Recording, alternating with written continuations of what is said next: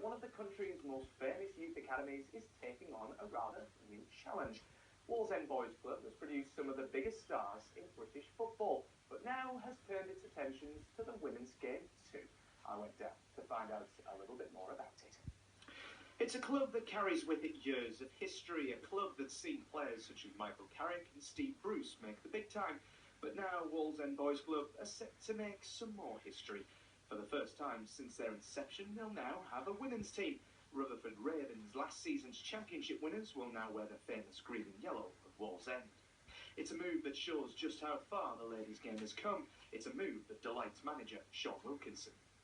That's something that we need to step into straight away when we join, because we know joining a team like Wallsend, you know the history, you know the success, and we want to add to that. It's not just coming in and being, you know, a team at Wallsend. We want to be the ladies' team, and we want to be the team in the region.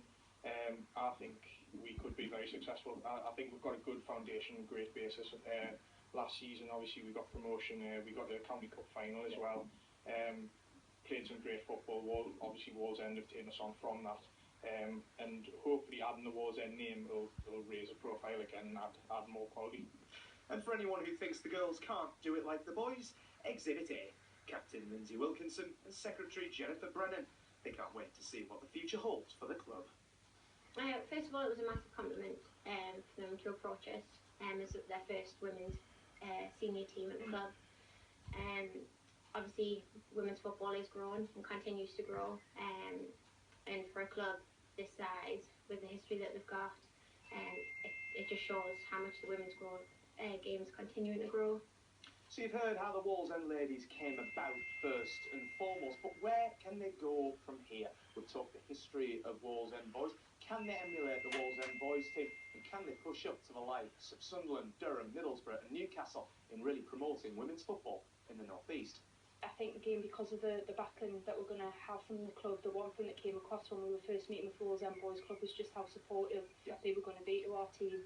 And the other thing to remember is that we've only been around really as in our existing team for a couple of seasons, and to see what we've achieved in such a short space of time just shows that with that stability and the support from a club like Wallsend Boys Club, we really could go far. And I think there's no reason why in a few years' time we can't be challenging the likes of the teams that you've mentioned there, Sunderland, Middlesbrough, Newcastle, who've all been really successful. This was a question that I sat down with Wallsend when I first joined, and they asked me seriously what I think I could do.